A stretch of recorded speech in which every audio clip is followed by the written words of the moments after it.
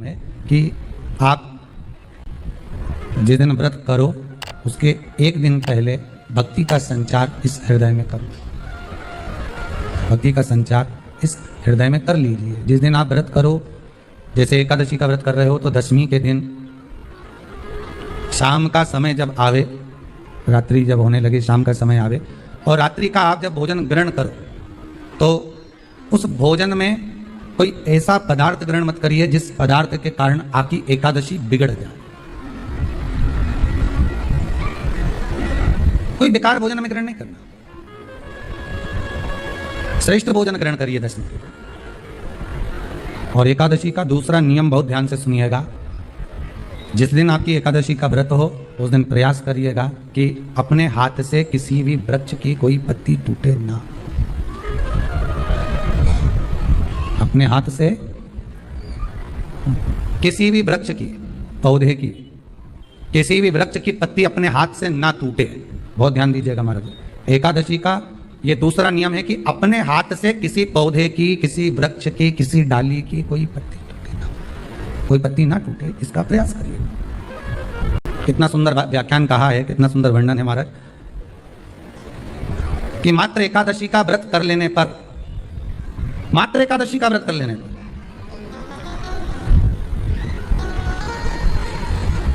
जो पूर्व में किया गया हमारा पाप कर्म है, हमने किसी जीव की हत्या करी है, हमने किसी को कष्ट प्रदान करा है, हमने किसी को अपशब्द कहा है, हमने किसी को ताने दिए, हमने किसी को आड़ा टेढ़ा कहा है, हमने किसी को गालियां दे दी है, मात्र एकादशी का व्रत ही कर लेने पर ये सारे जो दोष हैं वो समाप्त हो जाते हैं। सारे दोष हमारे समाप्ति पर आ जाते हैं।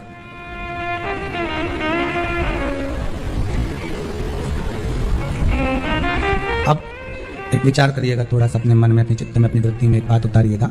एक अपने मन में एक बात को उतार कर रखिएगा कि आप अपने पाप को, अपने पाप कर्म को जिस दिन क्षीण करने वाले हो, समाप्त करने वाले हो, अपने पाप को आप जिस दिन समाप्ति पर लेकर जा रहे हो तो उसके एक दिन पहले आपको प्रसन्नता होना चाहिए कि नहीं होना चाहिए कि कल मेरा पाप कटने वाला है, कल मेरा पाप समाप्त होने वाला है। जो मैंने पाप कर्म करा है वो समाप्त होगा, जो मैंने पाप कर्म करा है वो कल समाप्त हो जाएगा। तो एक दिन पहले आपके चेहरे पर प्रसन्नता होगी ना होगी? तो चेहरे पर वो प्रसन्नता आपके आना चाहिए कि कल मेरा एकादशी का व्रत है, आज दशमी है, कल एकादशी का व्रत है, तो कल मेरी जब एकादशी का व्रत रहेगा तो मेरा ना जाने कितना कितना पाप, कितना असत्य, कितना झूठ, कितना प्रपंच वो समाप्त हो जाएगा। इसमें मुझे प्रसन्नता हो, इसमें मुझे आनंद था।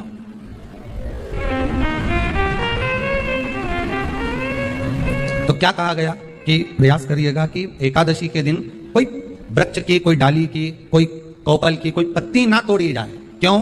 तो कहा अगर उस पत्ती को हम तोड़ देते हैं, वृक्ष की पत्ती को या क्यारे में लगी हुई कोई डाली की पत्ती को हम तोड़ देते हैं तो एकादशी का पुण्य फल प्राप्त नहीं होता। एकादशी का कोई फल हमारे खाते में नहीं जाता, पुण्य फल प्राप्त। अब फिर भले तुम, चाहे तुमने मोरधन खाया हो, चाहे तुमने फिर चिप्स खाई हो, चाहे तुमने फिर व्रत का कितना ही सामान खा गए और तुमने सोचा कि आज मेरी एकादशी है, तो फिर उसका कोई फल प्राप्त नहीं है, उसका कोई सुख प्राप्त नहीं है आपको, फिर उसका कोई आनंद प्राप्त नहीं है आपको, फिर उसमें कोई आनंद की अनुभूति आपको नहीं मिलेगी। कितनी एकादशी है? जम के बोलो। 26। जो भगवान विष्णु के पास जाकर निवेदन करी थी वो निर्जला थी, निर्जला। इसलिए सारी एकादशियों में निर्जला एकादशी की महत्वता शास्त्र प्रमाण करता है महाराज। पर हिंदू धर्म के 3 व्रत ऐसे बता दिए जिन व्रतों का पुण्य समाप्त नहीं हुआ। हिंदू धर्म के 3 व्रत ऐसे हो गए जिनका पुण्य समाप्त नहीं हुआ महाराज, जिनका पुण्य प्रबलता में बढ़ता गया। पहले नंबर पर एकादशी, दूसरे नंबर पर प्रदोष और तीसरे नंबर पर शिवरात्रि आकर खड़ी है।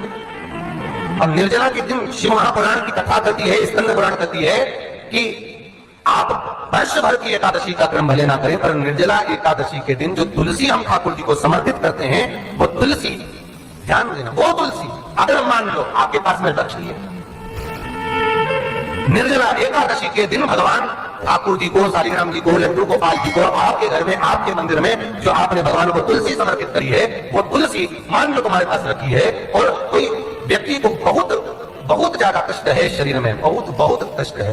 थोड़ी सी वो तुलसी चढ़ी हुई ठाकुर के चरणारविंद की, आप उस जीव को धो तो सही, आधा घंटा इंतजार करो, स्वास्थ्य में अंतर आना प्रारंभ हो जाता है। उस निर्जला का, क्योंकि निर्जला ऐसी एकादशी है जिसने जगत में जाकर देवताओं के पास जाकर निवेदन करा है जगत कल्याण की। जितनी माताएं एकादशी का व्रत करती, बहुत ध्यान से सुनना आज की कथा को, शायद जिंदगी में मिली ना मिली, पर ये कथा का रिश्ता तो बहुत ध्यान से सुनना।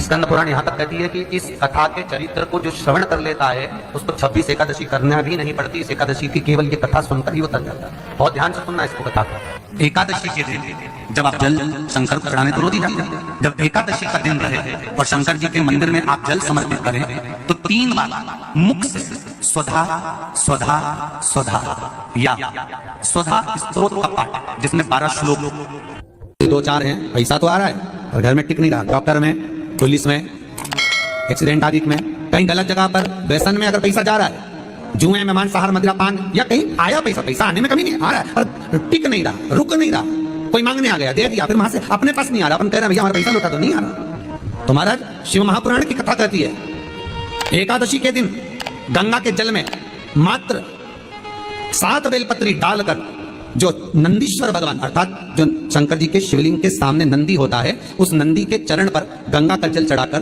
बेलपत्र शिव पर समर्पित कर देता है, उसके घर में रुपया रुकना चालू हो जाता है, फिर वो गलत जगह पर नहीं जाता, गलत स्थान पर वो धन जाएगा ही नहीं।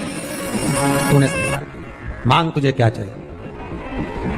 एकादशी ने भगवान विष्णु से कहा, नाथ प्रभु वर दे दो, मृत्यु लोक में जो मनुष्य मेरा व्रत करेगा, चाहे जलचर, थलचर, वायुचर या सांसारिक मनुष्य, मेरा अगर एकादशी का व्रत करेगा प्रभु, उसके यहाँ धन धान्य वैभव सुख संपदा बढ़ेगी और उस जीवात्मा को नरक नहीं भोगना पड़ेगा, सीधे वैकुंठ का उसको वास मिलेगा।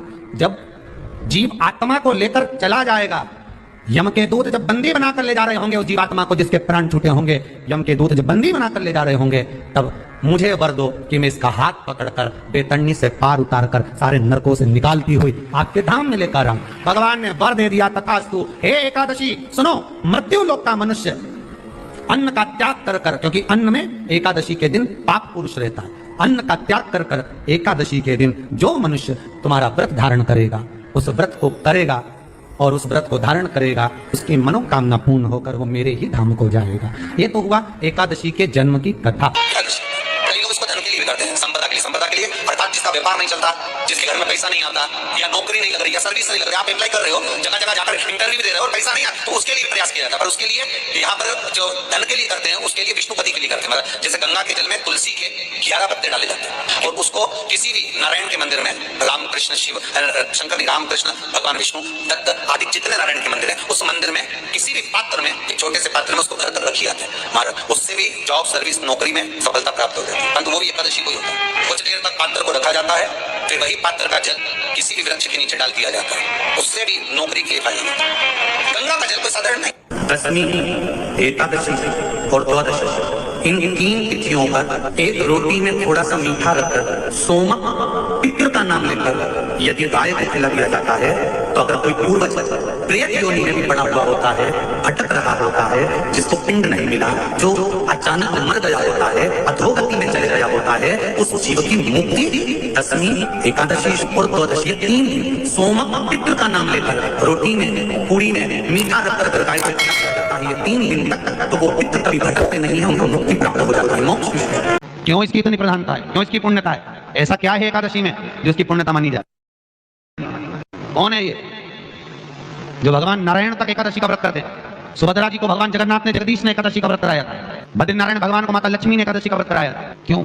चंद्रायण एकादशी व्रत की माता। एकादशी है कौन? तो कहा जिसको व्रत करने पर भगवान नारायण भी जिसका व्रत करते हो, भगवान माता लक्ष्मी जिसका व्रत करती हो, वो एकादशी है कौन? तो शास्त्र वर्णन करता है महाराज। स्कंद पुराण का सुंदर चातुर्मास्य खंड के अंतर्गत वर्णन आया है महाराज। एक बार भगवान विष्णु आनंद में विराजमान थे, पद्मावती और माता लक्ष्मी दोनों उनके पास में विराजी हुई थी। भगवान लक्ष्मी और पद्मावती दोनों बैठी, एक सिर के पास, एक चरण के पास। कुछ समय बाद वहीं पर ब्रह्मदेव का आगमन हुआ और ब्रह्मा जी आगमन पाकर भगवान नारायण पद्मावती से लगकर उठे और उठकर लक्ष्मी की ओर झुके।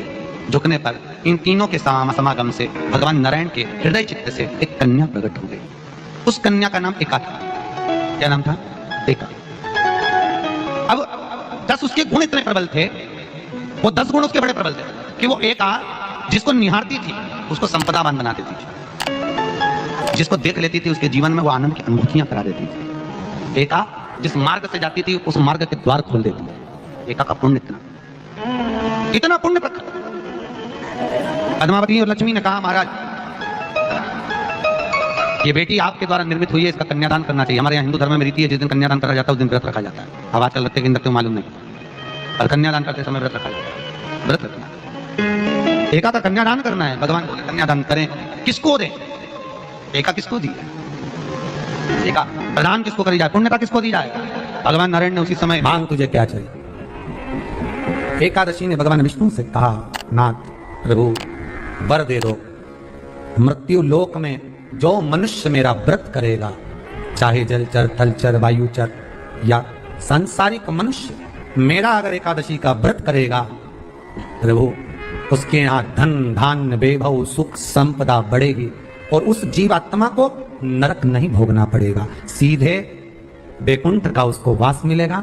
जब जीव आत्मा को लेकर चला जाएगा, यम के दूत जब बंदी बनाकर ले जा रहे होंगे उस जीवात्मा को, जिसके प्राण छूटे होंगे, यम के दूत जब बंदी बनाकर ले जा रहे होंगे, तब मुझे वर दो कि मैं इसका हाथ पकड़कर बेतरनी से पार उतारकर सारे नरकों से निकालती हुई आपके धाम में लेकर आऊं। भगवान ने वर दे दिया, तथास्तु। हे एकादशी सुनो, मृत्यु लोक का मनुष्य अन्न का त्याग कर कर, क्योंकि अन्न में एकादशी के दिन पाप पुरुष रहता, अन्न का त्याग कर कर एकादशी के दिन जो मनुष्य तुम्हारा व्रत धारण करेगा, उस व्रत को करेगा और उस व्रत को धारण करेगा, उसकी मनोकामना पूर्ण होकर वो मेरे ही धाम को जाएगा। ये तो हुआ एकादशी के जन्म की कथा। एकादशी के दिन शंकर भगवान को चावल का दाना चढ़ाना चाहिए कि नहीं चाहिए?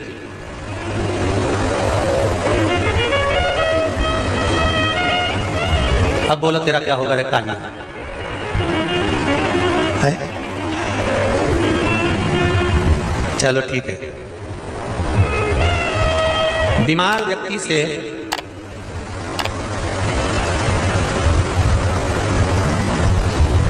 कोई बीमार व्यक्ति है, बहुत रोगीला है, उसको बहुत रोग है, शुगर है, बीपी है, थायराइड है, सब कुछ है उसको,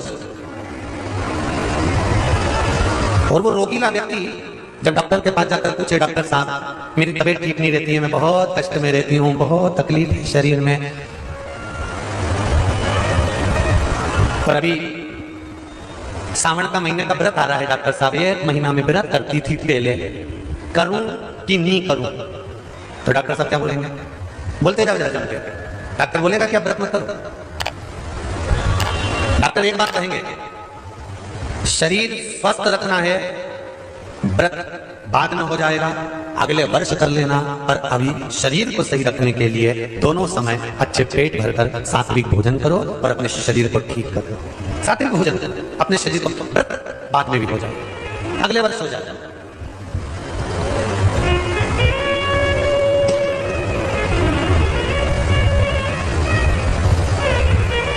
अभी तुम बड़ा सवेरे 2 बिस्कुट ले लिया करो, सुबह नाश्ता ले लिया करो, भोजन ले लिया करो, फिर दोपहर में कुछ हल्का फुल्का लेकर थोड़ी थोड़ी देर में खाते रहना चाहिए हो,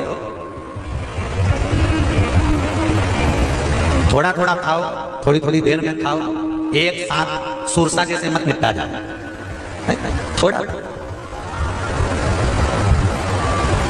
ज्यादा खाओगे और ज्यादा कमाओगे तो दूसरों को कष्ट नहीं होगा, कष्ट खुद को होगा। ज्यादा खाओगे आपाच्य हो जाएगा, रात की नींद उड़ जाएगी, शरीर में अच्छा नहीं लगेगा। ज्यादा कमाओगे, रात की नींद उड़ जाएगी, दुनिया की दृष्टि तुम पर पड़ जाएगी और तुम्हारी रातों की नींद चली जाएगी। कमाओ भी उतना जितना खर्च कर सको और खाओ भी उतना जितना पचा सको, अति सर्वस्व बढ़ जाए। डॉक्टर कहेंगे ये तुम्हारा व्रत तुझे ना अगले साल कर लेना, इस साल मत करिए, इस साल तो आराम से भोजन वोजन करो तुम लोग। बेलपत्री का तो मैं आपको बार बार बताया कि बेलपत्री शिव जी को क्यों चढ़ाई जाती है, कहीं रोग के लिए, कहीं बीमारी के लिए, कहीं किस कार्य के लिए, कहीं कोई कार्य के लिए, कहीं कोई कार्य के लिए। चावल का दाना अगर हम शंकर भगवान को चढ़ा रहे तो क्यों चढ़ा रहे? उसका कारण क्या है? चावल का दाना शिव को चढ़ाने का केवल एक कारण रहता है कि चावल को अक्षत कहते हैं।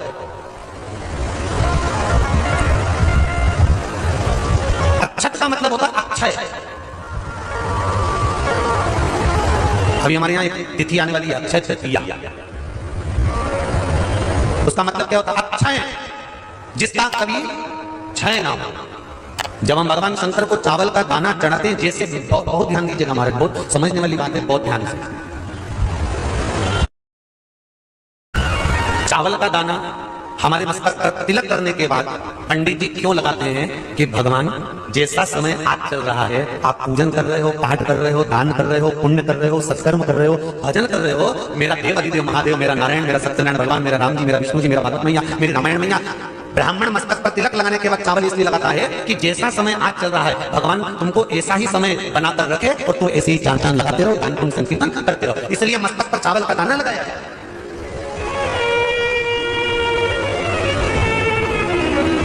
कोई मर जाता है, मरने के बाद जब तक पगड़ी नहीं होती तब तक माथे पर तिलक, चावल का दाना लगाया जाता है। जम के बोलो जरा, नहीं लगाते। किसी पंडित जी से पूछो, ब्राह्मण देवता से पूछो, ब्राह्मण देवता ये कोई मर गया, पर हमारा तो नियम है कि हम सिर पे तिलक लगाते हैं, चावल लगाते हैं, या पंडित जी से हम तिलक लगाते हैं, मंदिर जाते हैं तो मंदिर में जाके तिलक लगा के हम चावल का दाना लगवाते हैं। क्यों नहीं लगाते? उसका कारण क्या है? जब किसी के मरने के बाद 10 दिन तक, 12 दिन तक मस्तक पर तिलक क्यों नहीं लगाया जाता? 10-12 दिन तक माथे पर तिलक या चावल क्यों नहीं लगाया जाता? उसका कारण है कि ये जो समय आया है, तुम्हारे यहाँ जो कमी हुई है, तुम्हारे यहाँ मर गया है, तुम्हारे यहाँ किसी के प्राण छूट गए हैं, तो ब्राह्मण इसलिए तिलक नहीं लगाता आपको, इसलिए चावल का दाना नहीं लगाता कि ऐसा दिन भगवान अब ना लाए। इसको अमर ना करे, इसको अक्षय ना करे, इसको प्रबल ना करे।